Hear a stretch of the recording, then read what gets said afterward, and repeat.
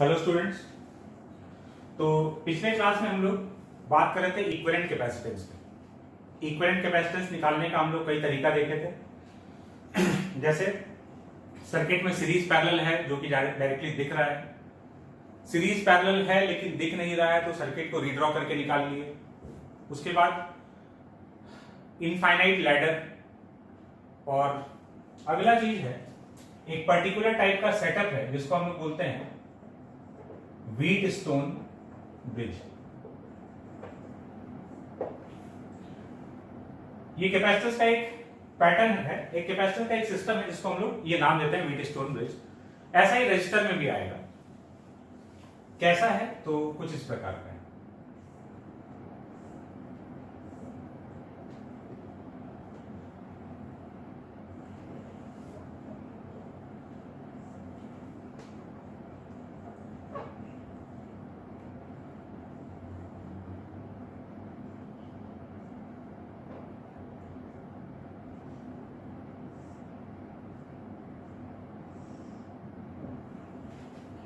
इस अरेंजमेंट को हम लोग बोलते हैं व्हीटस्टोन ब्रिज।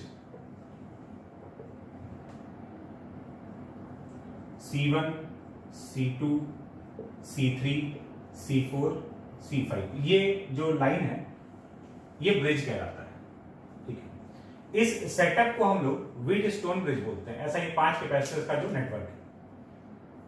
हम लोग को बात करना है बैलेंस्ड व्हीटस्टोन ब्रिज पे। देखो, अगर इस सेटअप में अगर ऐसा हुआ if C1 by C2 is equal to C3 by C4, अगर इन दोनों का रेशियो इन दोनों के रेशियो के बराबर हो गया तो हम लोग बोलेंगे व्हीटस्टोन ब्रिज इज बैलेंस्ड। और बैलेंस्ड होने का मतलब है कि Vx इक्वल टू Vy, ये x और y का जो पोटेंशियल है वो सेम हो जाएगा।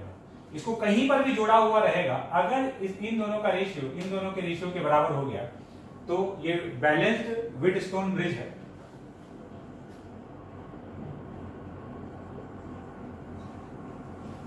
ये बैलेंस्ड व्हीटस्टोन ब्रिज है और बैलेंस्ड व्हीटस्टोन ब्रिज में ये x और y का पोटेंशियल सेम हो जाएगा। और अगर x और y का पोटेंशियल सेम हो गया तो इस कैपेसिटर पे तो कभी चार्ज आना ही नहीं है, क्योंकि Vx इक्वल टू Vy है तो पोटेंशियल डिफरेंस इसके अक्रॉस जीरो। इस ये कैपेसिटर कभी भी चार्ज नहीं होगा, कहीं भी हम इसको जोड़ देंगे तो ये वाला ब्रिज जो है ब्रिज को रिमूव कर दिया जाएगा। बैलेंस्ड व्हीटस्टोन ब्रिज में ये ब्रिज रिमूव हो जाएगा और ब्रिज के रिमूव होते ही सिस्टम कुछ ऐसा दिखने वाला है।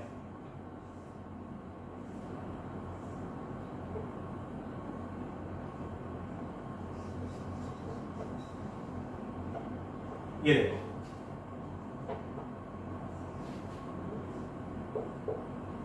ये x हो गया, ये पॉइंट y हो गया, C1, C2, C3, C4। अब ब्रिज के हटते ही उसके बाद तो ये सिस्टम एकदम सिंपल सा बन गया। ये दोनों सीरीज में है, ये दोनों सीरीज में है और ये कॉम्बिनेशन पैरेलल में है। उसके बाद तो ये सिंपल सा सीरीज पैरेलल में कन्वर्ट हो जाएगा और इसको हम लोग सॉल्व कर लेंगे। ठीक है, तो ये हो गया व्हीटस्टोन ब्रिज का सिस्टम। और हम लोग को हर बार बैलेंस्ड व्हीटस्टोन ब्रिज से ही डील करना है। बात क्लियर है? जैसे अप्लाई करके देखते हैं।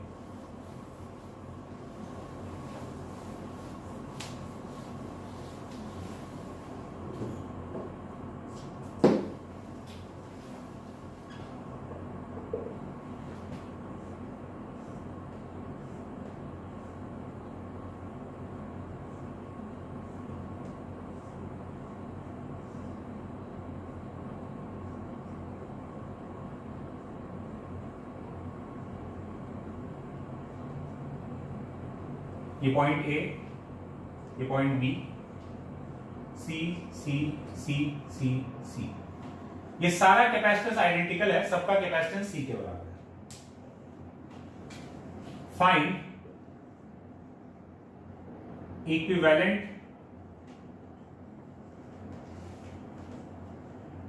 Capacitance between A and B. A और बी के बीच में इक्विवेलेंट कैपेसिटेंस हम लोग को बताना है। तो दिख रहा है ये व्हीटस्टोन ब्रिज है, क्या ये व्हीटस्टोन ब्रिज बैलेंस्ड है? हाँ, C1 by C2 equal to C3 by C4, इन दोनों का रेशियो इन दोनों के रेशियो के बराबर है डेफिनेटली, तो ये बैलेंस व्हीटस्टोन ब्रिज है, बीच वाला ब्रिज हटा देंगे। कोई बोलेगा सर अगर व्हीटस्टोन ब्रिज बैलेंस नहीं हुआ तो? व्हीटस्टोन ब्रिज अगर बैलेंस नहीं हुआ तो हम लोग को उसका सामना करना ही नहीं है। किसी भी प्रकार के एग्जाम में तुमसे अनबैलेंस्ड व्हीटस्टोन ब्रिज के बारे में नहीं पूछा जाएगा, ठीक है। अननेसेसरली है ना, कई जगह स्टार डेल्टा मेथड ये सब तुमको देखने को मिल सकता है ना, ये सब इंजीनियरिंग में और हायर क्लासेस में जाके इसका बात होता है ना, कोई स्टार डेल्टा कन्वर्जन कहीं कहीं सिखा दिया जाएगा तुमको। तो star delta conversion is not required, किसी काम नहीं आने वाला है, फालतू का एक चीज ऐड करने वाला बात हुआ। तुमको कभी भी अनबैलेंस्ड व्हीटस्टोन ब्रिज से डील करना ही नहीं है। तुम बोलोगे सर ये स्टार डेल्टा क्या चीज है?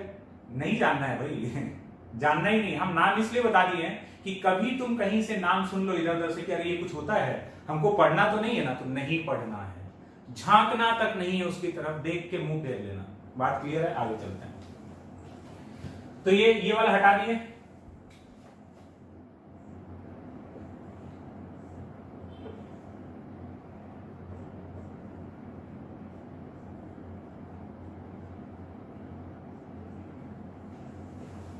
ये 4 कैपेसिटर, अब ये सीरीज पैरेलल कॉम्बिनेशन हो गया। ये दोनों सीरीज कॉम्बिनेशन में C1 C2 upon C1 plus C2 करेंगे तो इसका इक्विवेलेंट आ जाएगा C/2। ये दोनों भी सीरीज कॉम्बिनेशन में तो इसका इक्विवेलेंट भी C/2। और ये C/2 और C/2 पैरेलल में है, दोनों को जोड़ देंगे डायरेक्टली तो C इक्विवेलेंट C के बराबर आ जाएगा। तो इस सिस्टम का जो इक्विवेलेंट कैपेसिटेंस है वो C के इक्वल, ठीक है। हटाते हैं।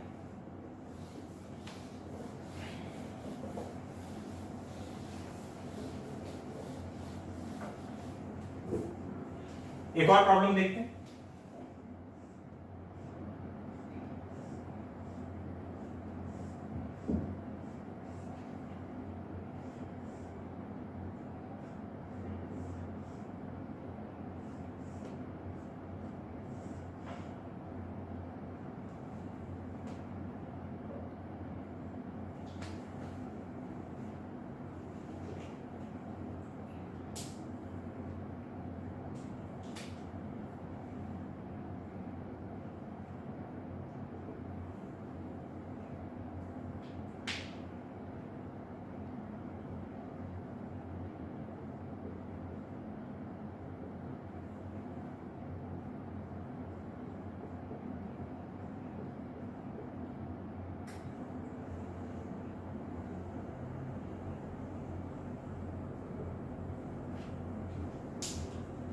ये कैपेसिटर का नेटवर्क है।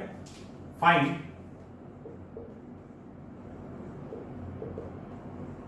Equivalent capacitance between A and B। Find equivalent capacitance between A and B। देखो सामने जो सिस्टम दिख रहा है ये क्या ये व्हीटस्टोन ब्रिज है? हाँ, क्यों? अरे हेडिंग अपना वही चल रहा है, डेफिनेटली ये व्हीटस्टोन ब्रिज होगा। दिख नहीं रहा है, दिख नहीं रहा है ये अपने को व्हीटस्टोन ब्रिज। तुक्का हम लोग मारे कि ये तो व्हीटस्टोन ब्रिज ही होना चाहिए। क्यों? अभी हम लोग उसी टॉपिक का बात कर रहे हैं, इसीलिए व्हीटस्टोन ब्रिज होगा। वैसे क्या है नहीं पता चल रहा है। तो अब ये सिस्टम में सीरीज पैरेलल वाला तो चीज दिख ही नहीं रहा है। अभी क्या है, यहां पर कुछ नहीं दिख रहा, और जब कुछ नहीं दिख रहा है तो हम लोग क्या करेंगे, सर्किट को रीड्रॉ कर लेंगे, और सर्किट को रीड्रॉ करते ही हमको पूरा सिस्टम क्लियर हो जाएगा कि ये क्या बन रहा है। बात क्लियर है? तो करके देखते हैं। देखो,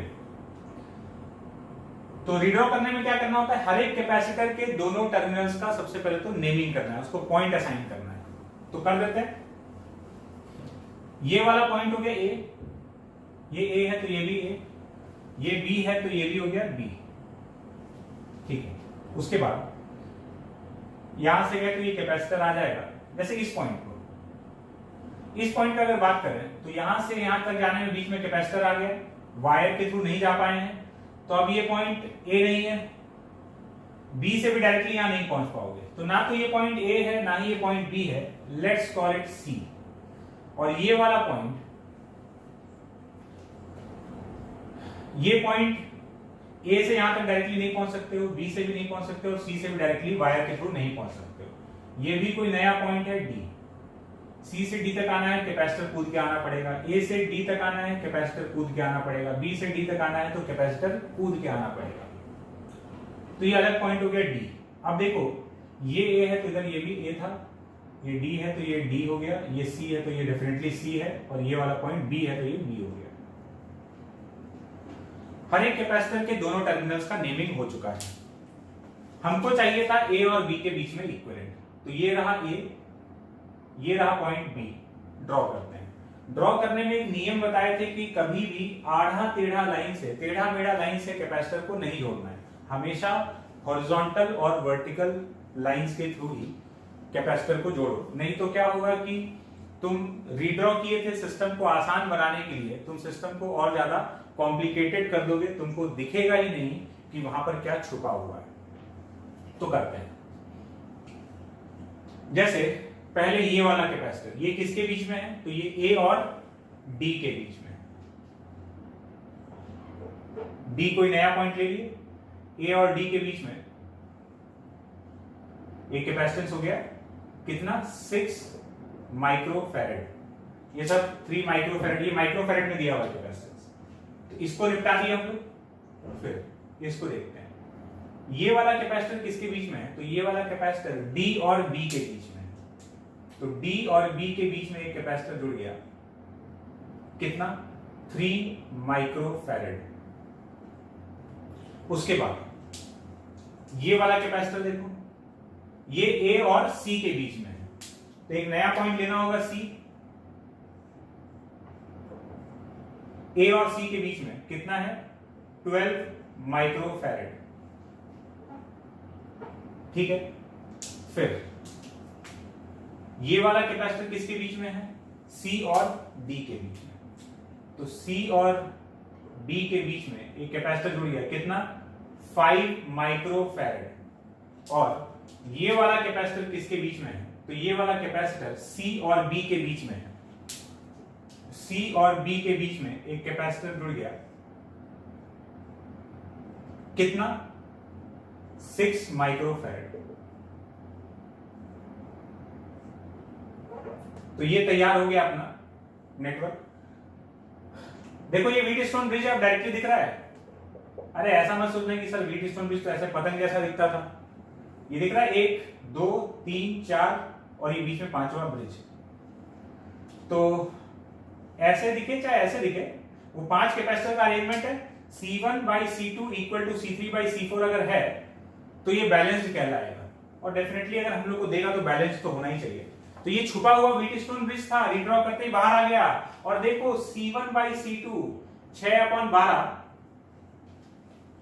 6/12 और 3/6, ये दोनों तो बराबर है, इधर से भी हाफ आ जाएगा, इधर से भी हाफ आ जाएगा। मतलब ये व्हीटस्टोन ब्रिज बैलेंस्ड है, और अगर बैलेंस्ड व्हीटस्टोन ब्रिज है तो बीच वाला ब्रिज हटा देंगे और ये ऐसा हो जाएगा।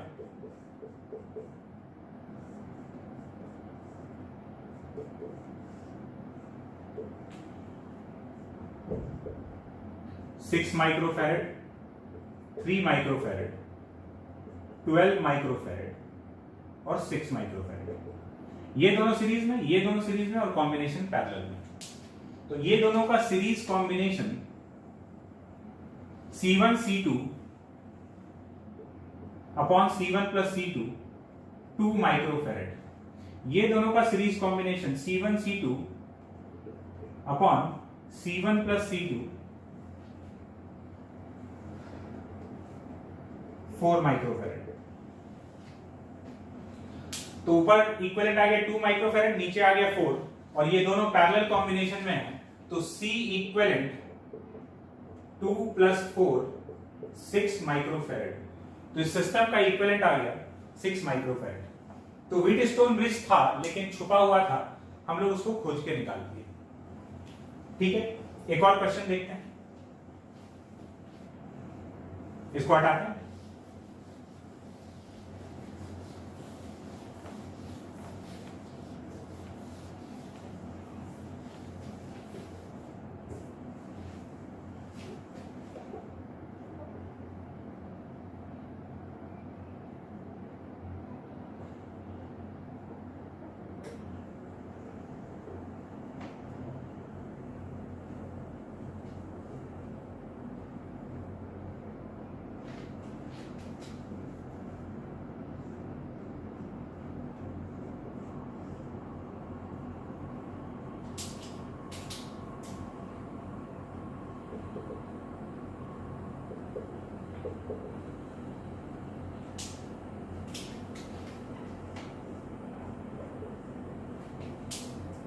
एक नया नेटवर्क तैयार कर रहे हैं कैपेसिटर का।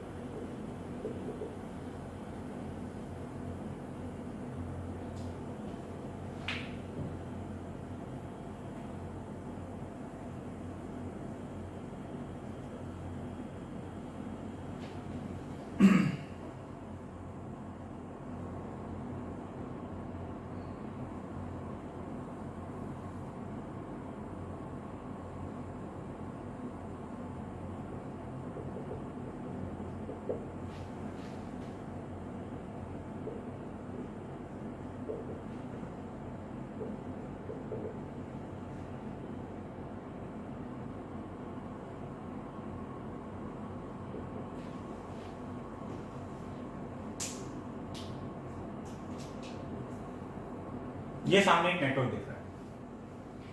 Find equivalent capacitance between A and B. A और बी के बीच में इक्विवेलेंट कैपेसिटेंस निकालना है। 1 2 3 4 5 6 7, टोटल 7 कैपेसिटर यहां पर दिख रहा है। पॉज करके अटेम्प्ट करो।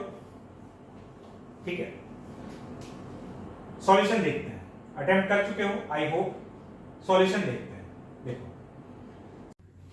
सॉल्व करते हैं इसको।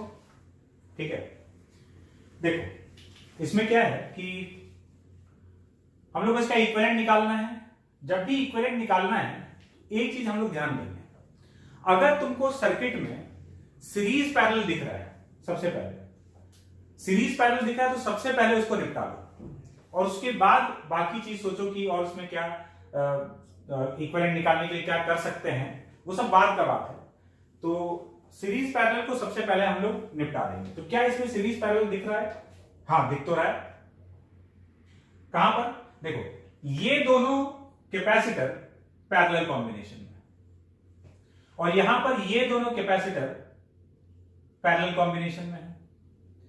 तो जैसे ये पैरेलल कॉम्बिनेशन में आया, 2 माइक्रोफैरेड 1 माइक्रोफैरेड, इन दोनों को हटाकर हम एक सिंगल कैपेसिटर कितने का लगा सकते हैं? 3 माइक्रोफैरेड पैरेलल में है। तो ये हटाकर हम यहां पर जोड़ दिए 3 माइक्रोफैरेड। तुम इसके लिए नया फोटो बना सकते हो। ये 3 माइक्रोफैरेड तुमको तो नया बनाना ही पड़ेगा, तुम थोड़ी कॉपी में मिटा दोगे। और यहां पर ये 8 और 4 माइक्रोफैरेड मिलाकर 12 माइक्रोफैरेड हो रहा है। तो ये दोनों पैरेलल में, इन दोनों को हटाकर एक सिंगल से रिप्लेस कर देते हैं। अब ये कितने का हो गया? 12 माइक्रोफैरेड। और ऐसा करते ही ये तो पुराना वाला सिस्टम बन गया। इसके पहले जो हम लोग क्वेश्चन सॉल्व किए थे, ये तो एग्जैक्टली वही आ चुका है। और जब ये एग्जैक्टली वही है तो फिर अब इसको रीड्रॉ करोगे तो ये वही सेम व्हीटस्टोन ब्रिज बनेगा। सॉल्व कर लेंगे, आंसर आ जाएगा।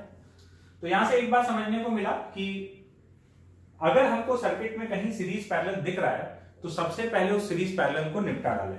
ठीक है, उसके बाद हम लोग आगे बढ़े। ठीक है, तो इसको हटाते हैं। तो अभी तक हम लोग इक्विवेलेंट निकालना सीखे। क्या क्या तरीका था? सीरीज पैरेलल डायरेक्टली दिख रहा है, सीरीज पैरेलल नहीं दिख रहा है तो रीड्रॉ कर लिए, फिर इनफाइनाइट लैडर, उसके बाद व्हीटस्टोन ब्रिज। ठीक है, तो अब हम लोग को इक्विवेलेंट निकालना आता है। इक्विवेलेंट निकालना आता है तो अब हम लोग बात करते हैं सॉल्विंग ऑफ इलेक्ट्रिकल सर्किट्स। अब हम लोग इलेक्ट्रिकल सर्किट सॉल्व करना सीखेंगे। मतलब कैपेसिटर और बैटरी कनेक्टेड होगा, पूरा लूप कंप्लीटेड होगा, और उसमें हमसे पूछा जाएगा कि बताओ कैपेसिटर के ऊपर कितना चार्ज है या फिर कैपेसिटर के अक्रॉस कितना वोल्टेज है। ये कैलकुलेशन हम लोग से करवाएगा। दो टाइप का सिस्टम इसमें दिख सकता है सॉल्विंग ऑफ इलेक्ट्रिकल सर्किट में। पहला चीज तो ये हो सकता है कि सीरीज पैरेलल कॉम्बिनेशन में कैपेसिटर जुड़ा हो, ठीक है, जितना भी कैपेसिटर कनेक्टेड है वो सीरीज पैरेलल कॉम्बिनेशन में है। तो हम लोग सीरीज पैरेलल का प्रॉपर्टी इस्तेमाल करते हुए उसको सॉल्व कर लेंगे। दूसरा चीज ये हो सकता है कि सिस्टम सीरीज पैरेलल कॉम्बिनेशन में नहीं है, मतलब जो कैपेसिटर्स है वहां सीरीज पैरेलल कॉम्बिनेशन नहीं है, उसके अलावा भी कुछ हो सकता है। जरूरी नहीं है कॉम्बिनेशन सीरीज पैरेलल हो, कुछ रैंडम टाइप से भी कनेक्टेड हो सकता है। तो अगर उस तरह से है तो फिर कैसे सॉल्व करेंगे, उसका भी एक मेथड है। तो सीखते हैं। तो अभी जो हम लोग एग्जांपल लेंगे उसमें हम लोग को सीरीज पैरेलल कॉम्बिनेशन का कनेक्शन दिख रहा होगा। देखो,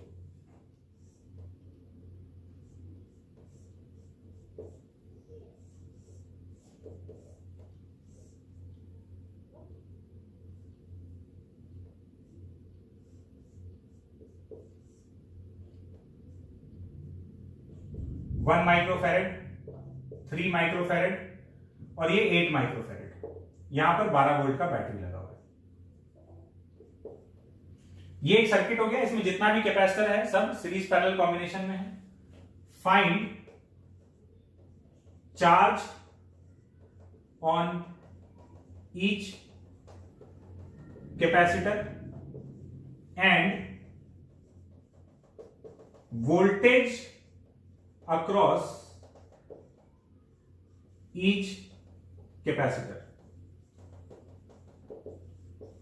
ये हम लोग से सवाल पूछा गया, find charge on each capacitor end voltage across each capacitor. तो अब हम लोग क्या करेंगे, सीरीज पैरेलल का प्रॉपर्टी इस्तेमाल करते हुए इसको सॉल्व करने वाले हैं। कैसे? तो देखो, एक एक स्टेप करके रिड्यूस करते जाओ। जैसे ये दोनों का पैरेलल कॉम्बिनेशन 3 और 1, इसका पैरेलल कॉम्बिनेशन हो गया 4 माइक्रोफैरेड। तो हम अगला सर्किट ऐसा बना लेंगे, इधर ये हो गया 8, इधर ये हो गया 4 और ये 12 वोल्ट का बैटरी। दिस इज 4 माइक्रोफैरेड, ये हो गया 8 माइक्रोफैरेड और इधर ये 12 वोल्ट का बैटरी। ठीक है, अब ये दोनों का जो कॉम्बिनेशन है उसका इक्विवेलेंट कितना हो जाएगा? तो भाई C equivalent is equal to C1 C2 upon C1 plus C2, 32 upon 12, 16 upon 6, 8 upon 3 microfarad. ठीक है, 8/3 माइक्रोफैरेड इसका इक्विवेलेंट आ गया। तो बैटरी के द्वारा कितना चार्ज सप्लाई किया गया होगा सिस्टम को? Q is equal to CV। तो C इक्विवेलेंट है 8/3 और वोल्टेज है 12, तो 32 माइक्रोकूलम। यूनिट का ध्यान रखना, वो माइक्रोफैरेड में है कैपेसिटेंस, तो चार्ज जो है वो माइक्रोकूलम में आ जाएगा। 32 माइक्रोकूलम का चार्ज यहां पर अपीयर हुआ। ठीक है, अब इक्विवेलेंट निकाल के चार्ज निकाल लिए। अब हम लोग सीरीज पैरेलल का प्रॉपर्टी फिर से इस्तेमाल करें तो हम लोग बोलेंगे कि सीरीज में, सीरीज कॉम्बिनेशन में चार्ज का वैल्यू सेम रहता है। तो 32 माइक्रोकूलम है तो इसके पास भी 32 होगा, इसके पास भी 32 होगा, तो दोनों का चार्ज आ गया 32 माइक्रोकूलम। ठीक है, और अगर चार्ज इतना है तो पोटेंशियल कितना कितना होगा? तो V को Q/C लिखा जा सकता है, Q इक्वल टू CV से V इक्वल टू Q/C। तो ये कि इसके अक्रॉस कितना पोटेंशियल होगा, तो Q अपॉन C कर देंगे, तो 32 अपॉन 8, इसका पोटेंशियल हो गया 4 वोल्ट, और इसका पोटेंशियल देखेंगे तो डेफिनेटली इसके पास 8 वोल्ट है। कैसे? अरे दोनों के पास मिलाकर 12 वोल्ट होना चाहिए था। बात समझ में आ रहा है? इसके पास 4 है तो इसके पास 8 वोल्ट होगा, नहीं तो Q/C 8 वोल्ट हो गया। अब देखो 8 माइक्रोफैरेड तो अकेला था, तो इसका तो चार्ज और वोल्टेज आ गया, लेकिन ये 4 माइक्रोफैरेड इन दोनों का नतीजा है, इन दोनों से मिलकर 4 माइक्रोफैरेड बना है। तो हमको इस 1 और 3 पर बताना है कि कितना कितना चार्ज और पोटेंशियल होगा। तो अब इन दोनों को अलग अलग अगर देखा जाए तो देखो इन दोनों का पैरेलल कॉम्बिनेशन है 4 माइक्रोफैरेड, तो पैरेलल कॉम्बिनेशन में पोटेंशियल सेम रहता है। तो यहां पर अगर 8 वोल्ट है, मतलब इन दोनों कैपेसिटर्स के अक्रॉस पोटेंशियल 8 वोल्ट हो गया। पोटेंशियल आ गया, पोटेंशियल आ गया तो चार्ज भी आ गया। चार्ज किसके बराबर लिखेंगे? Q इक्वल टू CV, तो C into V 8 microcoulomb, C into V 24 microcoulomb. और ये 8 माइक्रोफैरेड को तो हम लोग वहीं पर निपटा दिए थे, कितना 4 वोल्ट एंड 32 माइक्रोकूलम। तो इस तरह से सीरीज और पैरेलल का प्रॉपर्टीज यूज करते हुए हर एक कैपेसिटर का चार्ज और उसका पोटेंशियल आ चुका है। बात क्लियर है? एक और एग्जांपल देखते हैं।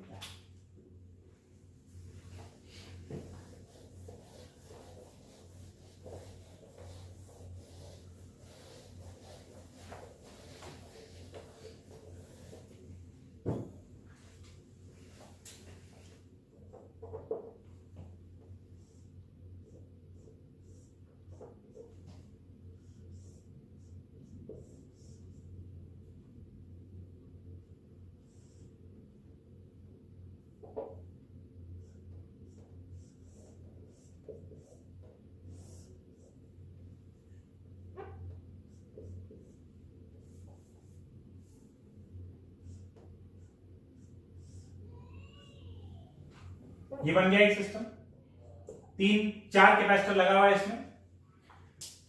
कैपेसिटेंस दिया हुआ है इसका 3 माइक्रोफैरेड, 6 माइक्रोफैरेड, इसका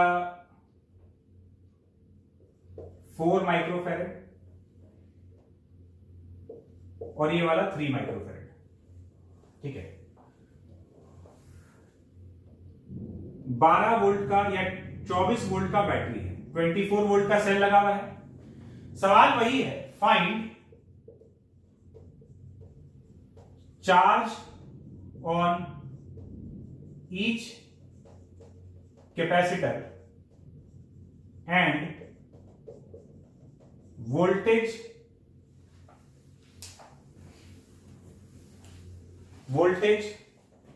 अक्रॉस ईच कैपेसिटर।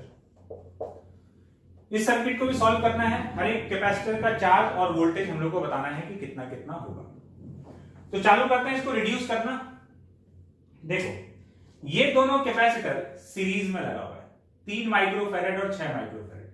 इन दोनों का इक्विवेलेंट देखोगे तो C1 C2 upon C1 plus C2 2 आ जाएगा।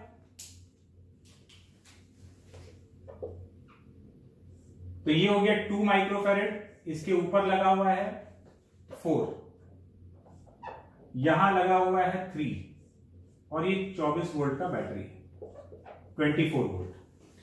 ये वाला कितना है? तो ये 3 माइक्रोफैरेड है, ये 2 माइक्रोफैरेड आ गया और ये वाला 4 माइक्रोफैरेड हो गया। उसके बाद ये दोनों पैरेलल कॉम्बिनेशन में है, तो इन दोनों का इक्विवेलेंट कितना होगा? डायरेक्टली ऐड हो जाएगा 6 माइक्रोफैरेड। 6 माइक्रोफैरेड। तो अब अपने पास 2 कैपेसिटर बचा,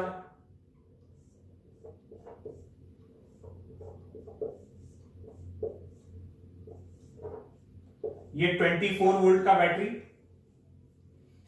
6 माइक्रोफैरेड और ये वाला 3 माइक्रोफैरेड। 6 और 3 सीरीज में है, तो इसका इक्विवेलेंट कितना हो जाएगा? C equivalent C1 C2 upon C1 plus C2 करेंगे तो ये आ जाएगा 2 माइक्रोफैरेड। इक्विवेलेंट आ गया। अब इसके बाद अपना काम हो चुका है, हम लोग क्या करेंगे? पीछे से चलते हुए आएंगे और इसको निपटा देंगे। कैसे? देखो ऐसे,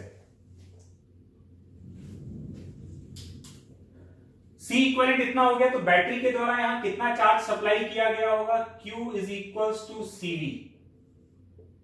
तो 2 इंटू 24 48 माइक्रोकूलम चार्ज बैटरी के द्वारा 48 माइक्रोकूलम दिया गया है।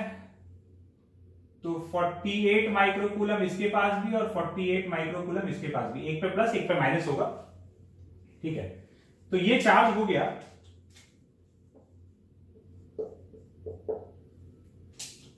48 माइक्रोकूलम, ठीक है। अब पोटेंशियल कितना है, तो भाई चार्ज आ गया ना, तो V is equal to Q by C कर सकते हैं। तो Q बाई सी करेंगे तो इसका पोटेंशियल आ जाएगा 8 वोल्ट, और इसके पास 8 वोल्ट है, तो इसके पास कितना होगा, डेफिनेटली 16 वोल्ट होगा। क्यों, क्योंकि इन दोनों का मिलाकर टोटल 24 होना चाहिए, नहीं तो वैसे भी कोई चिंता का बात नहीं है। V equal to Q by C, तो Q बाई सी कर देंगे तो इसका वोल्टेज आ जाएगा 16 वोल्ट, ठीक है। ये दोनों का आ गया। अब ये 3 माइक्रोफैरेड तो अकेला था, लेकिन ये 6 माइक्रोफैरेड वो इन दोनों से मिलकर बना है। अगर इन दोनों से मिलकर बना है तो देखना 48 माइक्रोकूलम और 8 वोल्ट, तो इन दोनों का पैरेलल कॉम्बिनेशन ये है, तो जितना वोल्टेज यहां है उतना ही वोल्टेज इन दोनों के पास होगा, पैरेलल में वोल्टेज सेम रहता है। तो इसका पोटेंशियल 8 वोल्ट और इसका पोटेंशियल भी 8 वोल्ट, और पोटेंशियल आ गया तो चार्ज भी आ जाएगा, क्योंकि चार्ज हम लोग क्या लिखेंगे, CV, C into V, 32 microcoulomb, इसका C इंटू V 16 माइक्रोकूलम। इसका तो पता ही है कितना था, 48 माइक्रोकूलम, और इसका वोल्टेज कितना है, 16 वोल्ट, ठीक है। ये आ गया। अब ये 4 माइक्रोफैरेड तो अकेला था, लेकिन ये जो 2 माइक्रोफैरेड है वो इन दोनों से मिलकर बना हुआ है।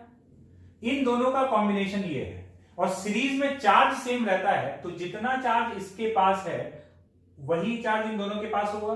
16 माइक्रोकूलम, तो इसका भी 16 माइक्रोकूलम, इसका भी 16 माइक्रोकूलम। वोल्टेज कितना होगा, तो भाई V equal to Q upon C।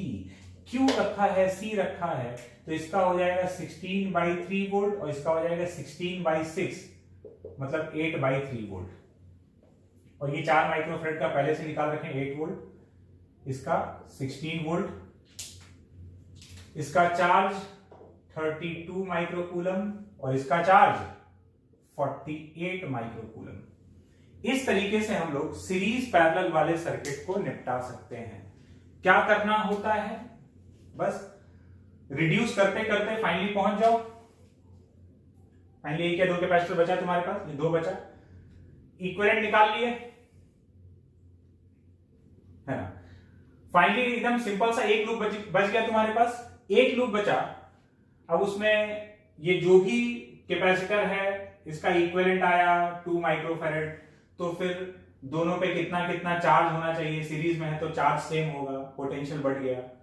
फिर ये अकेला था, लेकिन ये 6 माइक्रोफैरेड इन दोनों का पैरेलल कॉम्बिनेशन से बना था, तो पैरेलल कॉम्बिनेशन से बना था तो पोटेंशियल सेम रहेगा, पोटेंशियल सेम हो गया, चार्ज बांट दिए।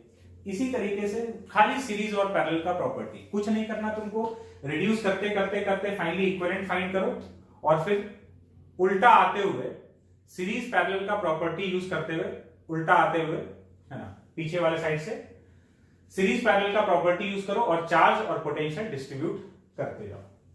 इस तरीके से हम लोग सीरीज पैरेलल वाले कॉम्बिनेशन के सर्किट को सॉल्व कर सकते हैं। एक चीज तुमको कभी दिख सकता है, उसके बारे में थोड़ा बात कर लेते हैं। देखो क्या है कि अगर तुमको कभी एक ऐसा लूप दिख रहा है, इस टाइप का एक लूप दिख रहा है, ठीक है, जिसमें 2 बैटरी है और 2 कैपेसिटर, ठीक है, 2 बैटरी है और 2 कैपेसिटर है, C1 C2, इसका पोटेंशियल V1, इसका पोटेंशियल V2। एक लूप में जितना भी ऑब्जेक्ट, अभी तक तो क्या होता, एक बैटरी दिख रहा था, 2 बैटरी दिख गया, और ये कैपेसिटर किस टाइप के कॉम्बिनेशन में है, बहुत सारे सवाल हैं कि अरे कैपेसिटर इधर उधर लगा है, क्या करें। एक लूप में जितना भी चीज है सब सीरीज कॉम्बिनेशन में है, ठीक है। एक लूप में जितना ऑब्जेक्ट है सब सीरीज कॉम्बिनेशन में है। कैसे? वो ऐसे कि जब एक लूप में सीरीज कॉम्बिनेशन का डेफिनेशन क्या है कि भाई एक एलिमेंट से दूसरे एलिमेंट तक जाने के बीच में कोई कनेक्शन नहीं निकलना चाहिए। अगर कोई कनेक्शन नहीं निकल रहा है तो वो एलिमेंट सीरीज में है। बीच में कोई एलिमेंट आ सकता है, मान लो 3 कैपेसिटर लगा हुआ है तो ये तीनों सीरीज में है ना, क्योंकि यहां से यहां तक पहुंचने में बीच से कोई कनेक्शन नहीं निकला है, खाली कैपेसिटर तो बीच में आया है। बीच में एलिमेंट आ जाए कोई दिक्कत नहीं है, एलिमेंट मतलब बैटरी या कैपेसिटर, तो वो सीरीज में ही माना जाएगा।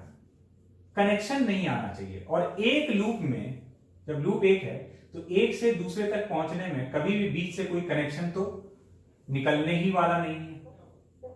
तो मतलब ये जो पूरा सर्किट है, जब भी एक लूप दिया होगा, एक लूप में सारा ऑब्जेक्ट सीरीज में कनेक्टेड है। तो तुम क्या करो, कैपेसिटर को एक तरफ कर दो और बैटरी को एक तरफ कर लो, ठीक है। कैसे? ये पूरा समेट के इसको ऐसे तुम बना सकते हो, दोनों कैपेसिटर को एक तरफ कर दिया, ये हो गया C1 C2, सीरीज में है ये तो। और ये दोनों बैटरी को भी एक साइड कर दिए। अब सवाल ये है कि दोनों बैटरी को एक साथ करना है तो किस तरीके से लगाना है। ऐसे उठाकर अगर सीधा लगा दें, मतलब एक तो ये तरीका हो सकता है, V2 ऐसे लगा हुआ था, V1 ऐसे लगा दें, या फिर ये V2 और ये V1।